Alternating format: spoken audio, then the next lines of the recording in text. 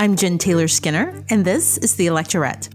On this episode, I have a conversation with Mayor Stephanie Rawlings-Blake. Mayor Rawlings-Blake served as the 49th mayor of Baltimore, and she joins me to discuss Biden's agenda for the Black community. Now, if you haven't taken a look at Biden's agenda for the Black community, you'll want to hear this conversation. We discuss his plans to close the disparities in home ownership rates within the Black community, his plans to help close the wealth gap, the expansion of the Affordable Care Act, and his extensive criminal justice reform plans, including employing the Department of Justice to address police accountability, decriminalizing the use of cannabis, and the automatic expungement of all cannabis use convictions. So here is my conversation with Mayor Stephanie Rawlings-Blake. Mayor Rawlings-Blake, welcome to the podcast. Thank you for having me. So I want to talk about Biden's agenda for the Black community because I was reading through that. And I don't think in my lifetime that I've seen a proposal that's this extensive and targeted towards the Black community. And I wanted to be fair. So I looked through some other, past, presidential platforms, and a lot of them aren't really archived. Do you know how he crafted this? Or, did he have help from outside organizations, or who's influencing him on this?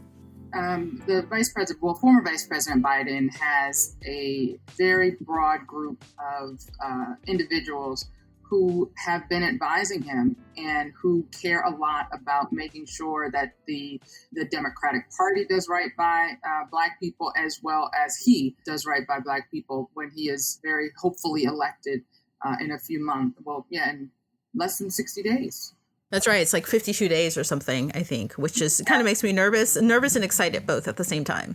Yeah. And he's got economists that have been advising him, as well as advocates. And I think when you take a look at the plan, many aspects of the plan, you see their fingerprints on it, that this is not for show. This is not, something that is decorative on a website. This is something that can be implemented and will have a real impact on our community. No, you're absolutely right. I agree with that. And when I was just looking at the wording and some of the things that he hits on, they go pretty deep, right? And it isn't something I would have expected to see, on the Democratic side. You wouldn't see it on the Republican side, but even on the Democratic side, 5 or 10 years ago. So that's, that says something. Yeah, so I don't want to go really deeply into every policy proposal, but there are a few that I want to hit on, some pressing ones like, building wealth, healthcare and criminal justice reform. But I want to start with building wealth because one of the things that he proposes is doubling the funding for the state small business credit initiative, which, doubling that to $3 billion to assist small businesses and, targeting specifically people of color. But, I want to talk about the fact that, that's great. But, Black people, I think, in the group of people of color, Black people, I think, are usually at the bottom in terms of getting access to capital for building small businesses, because there are other biases and other limitations that we face when we try to start a small business. So how do you actually address that, those unique barriers to Black people getting capital and starting small businesses?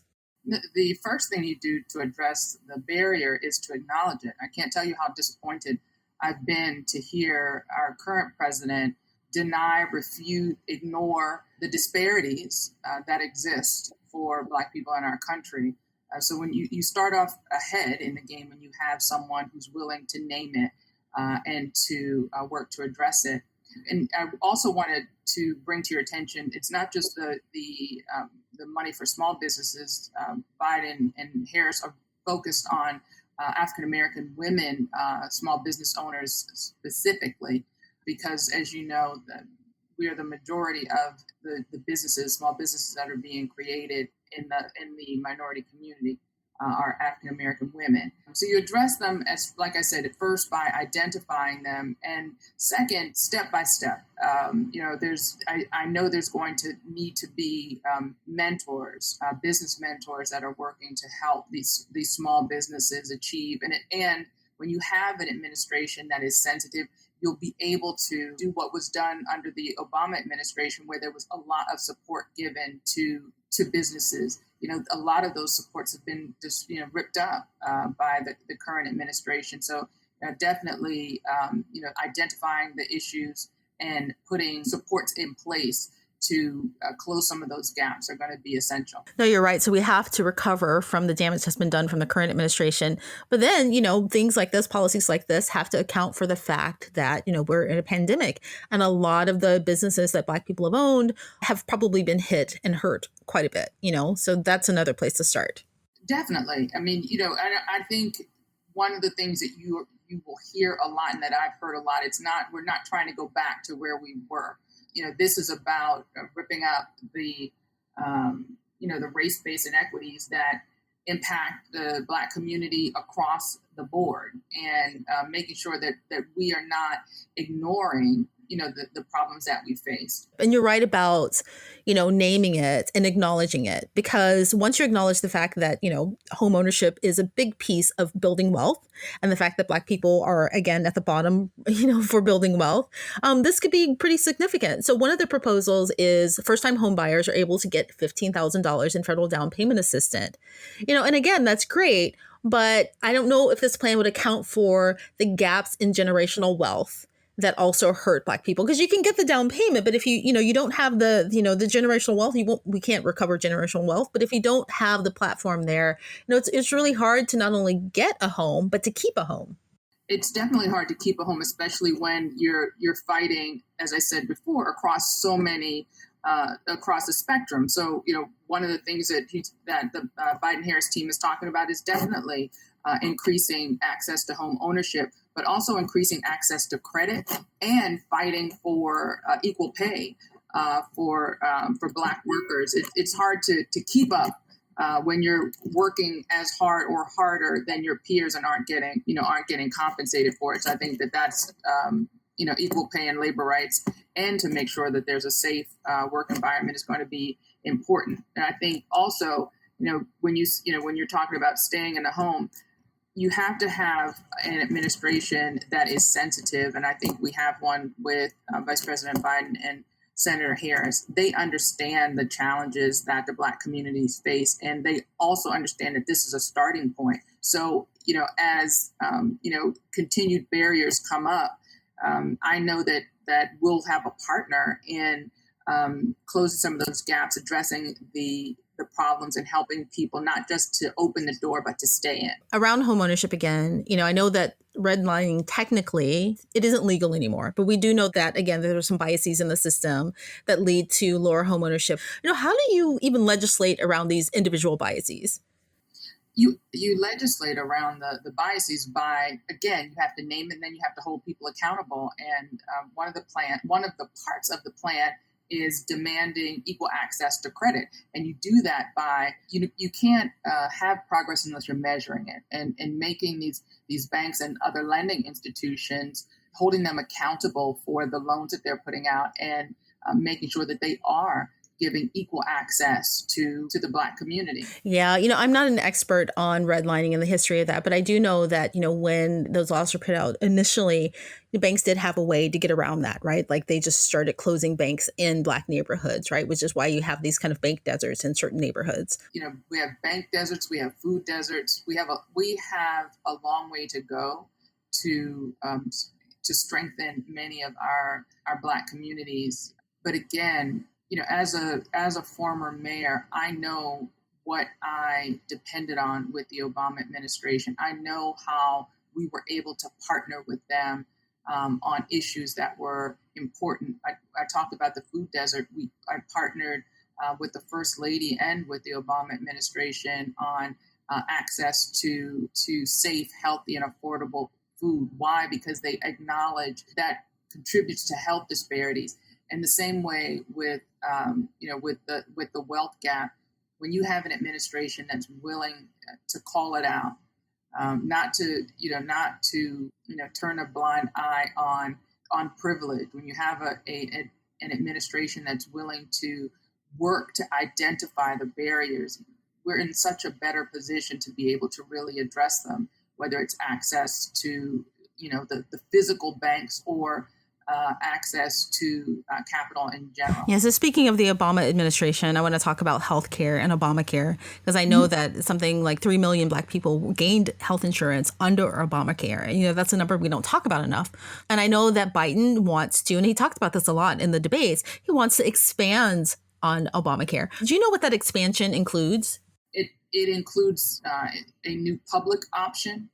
And again, our current president, I keep having to make these distinctions, spent an inordinate amount of time during the 16 election talking about how easy it was to provide affordable health care and how as soon as he got into office, he would be able to handle it because no one else has. We have yet to see a health plan from this administration. But what we did see from Vice President Biden when he was vice president, what we see now is someone who's committed to making healthcare work for more Americans, and that is again a new public option, reopening Obamacare enrollment that this current administration has closed, broader access to health in general, but also broader access to COVID testing. You can't address the disparities in our community if you're not putting additional or, significantly more resources around testing and treatment for this pandemic that is having a disproportionate impact on our community. And that the Biden plan definitely focuses on making sure that there's more testing in our community and making sure that when there's a vaccine that our community isn't forgotten. No, you're absolutely right. I mean, the thing about it is that I'm glad that you keep mentioning the current administration, because not only do they not have a healthcare plan, he keeps saying, I'll have one in 2 weeks. I'll have one in 2 weeks. And that's the longest 2 weeks of my lifetime.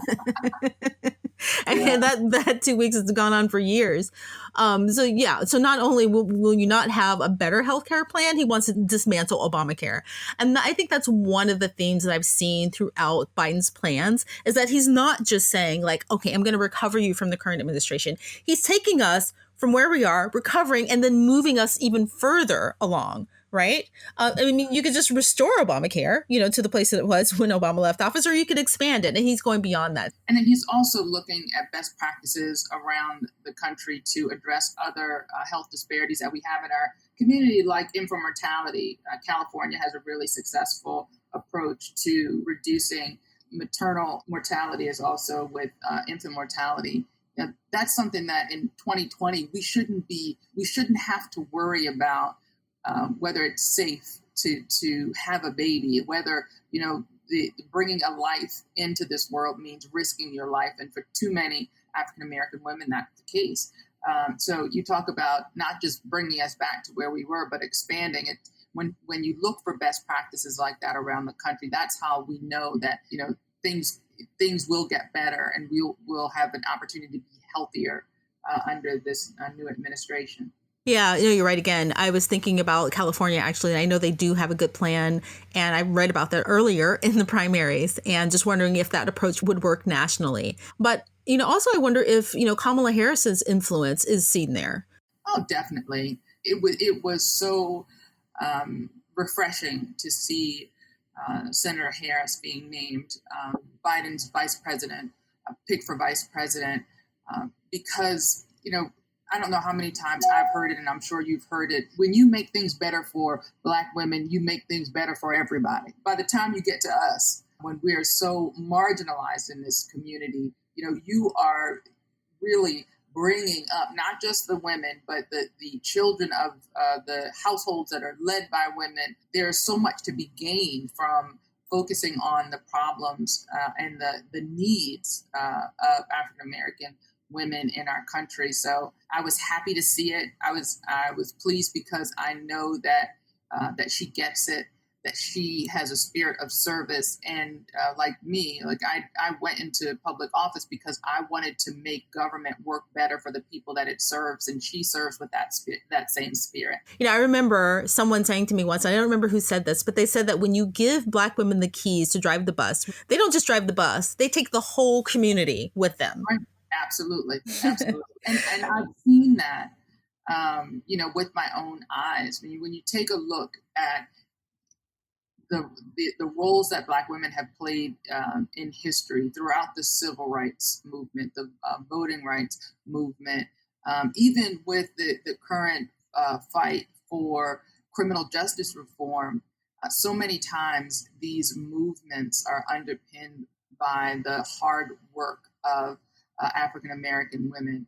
And having Senator Harris as our VP pick, to me, really speaks, really speaks to Biden's acknowledgement of our role in the progress of our country. Yeah, I saw a lot of her influence in his plan, and one of them, speaking of criminal justice reform, and I remember when she came out with this proposal during her primary, was to end the death penalty nationwide, right?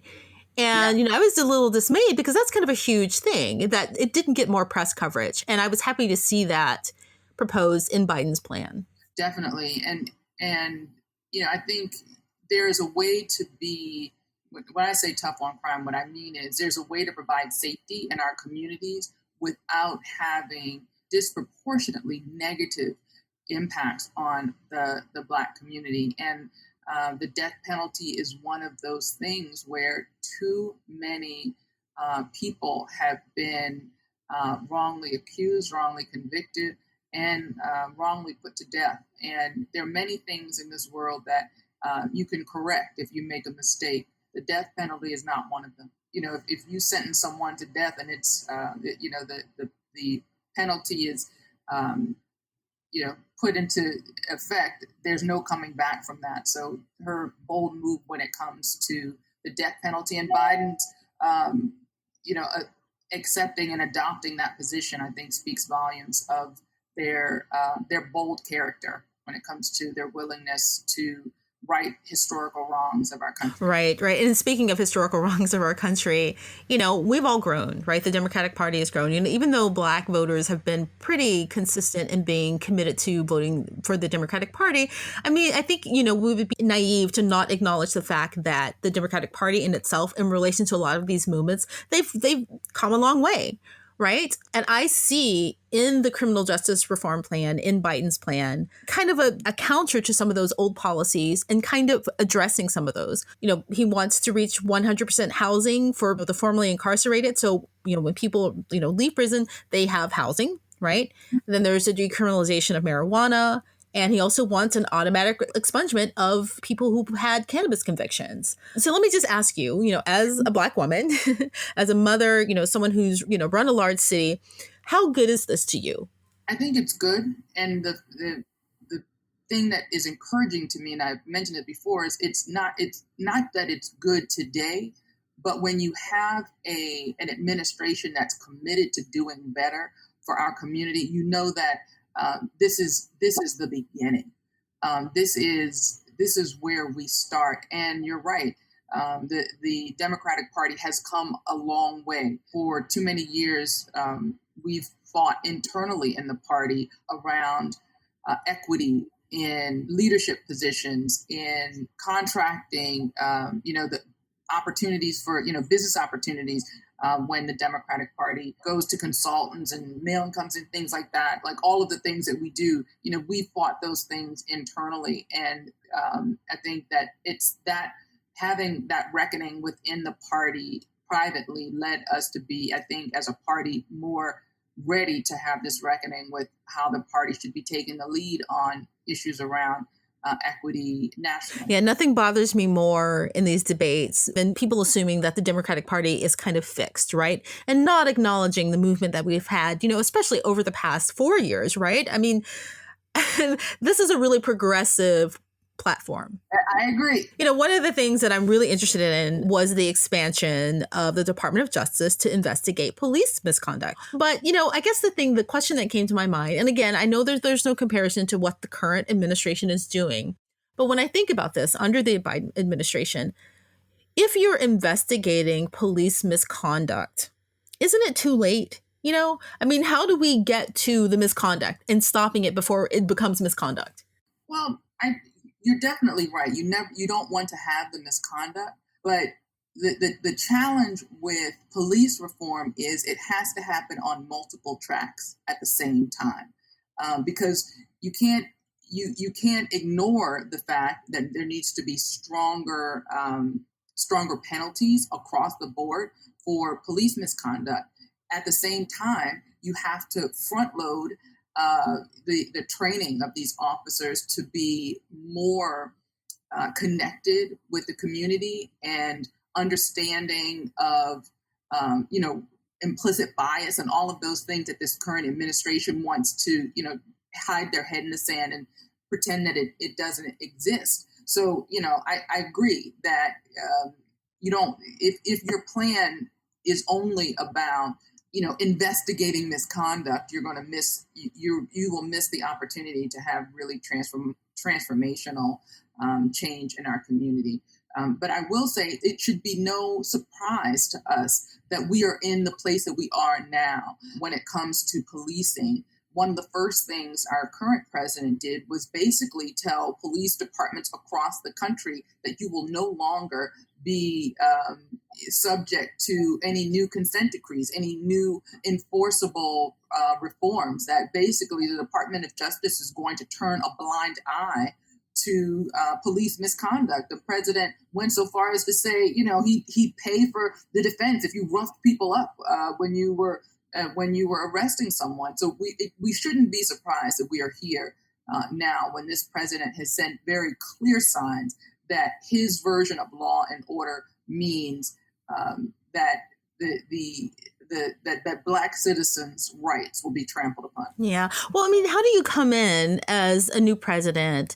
And because I think that it's fair to say, and it's hard to make this link, right? But I think it's fair to say that we've seen police departments, some respond to that, people who are inclined to be on that end of misconduct, kind of respond to the fact that they don't have accountability. Like, how do you come in and then work with that? It's not an easy answer, but I know that we definitely won't have a fix when we're ignoring the problem or intentionally turning a blind eye to it. There's so much work that needs to be done in order to have real change. And I saw the beginnings of that, and I was a part of that while I was mayor.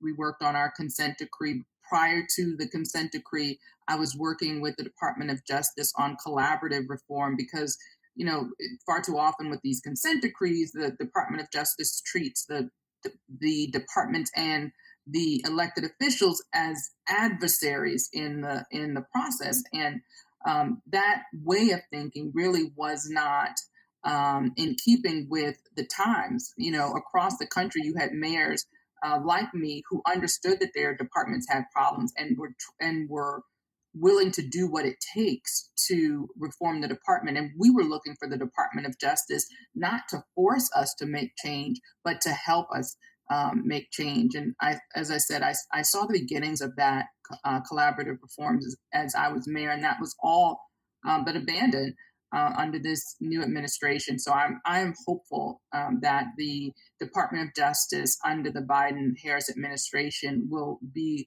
collaborative with police departments and with the community and with elected officials who sincerely are seeking to right some of these historic wrongs. Right. That's really good to include in the messaging collaboration, because I think what's happening right now is that the other side, this current administration is kind of pushing us against them. That the Biden administration is against police departments and doesn't want police departments, and just trying to amp up the fight. Yeah, and it's really shameful, and it's scary. When I think about this president who is willing to put his own, not just the entire country at risk, but his own supporters at risk. During this COVID crisis, and it he's trying to cause panic in his supporters to create these divisions that are not healthy to our community. Our intelligence community said that one of the most threatening things to our national security is white supremacists, and we have the person in the White House who has cuddled up to white supremacists in his efforts to stay in office, and that is a threat to the health of our country. So we've talked about this earlier, and I know that everyone knows now that the coronavirus and the pandemic has touched Black communities, higher death counts, higher infection rates, the economic fallout, more than other communities, right? And the Latino community is also there. And, we just found out that Trump knew earlier than he let on. He lied to the American public about the dangers of it. And like you just alluded to or said, you didn't allude to it, you said it, he knowingly put people at risk, he had these large rallies, he didn't warn people, and, he even had the State of the Union when he knew. And I've been watching Biden, and he's actually pretty angry about this, as we all should be. And I don't think I've ever seen him this angry about something that this administration's done. Yeah, between his betrayal of veterans and his lying about the coronavirus, I think Biden has every reason to be irate, to be really, really frustrated, angry. All of those things at our current president.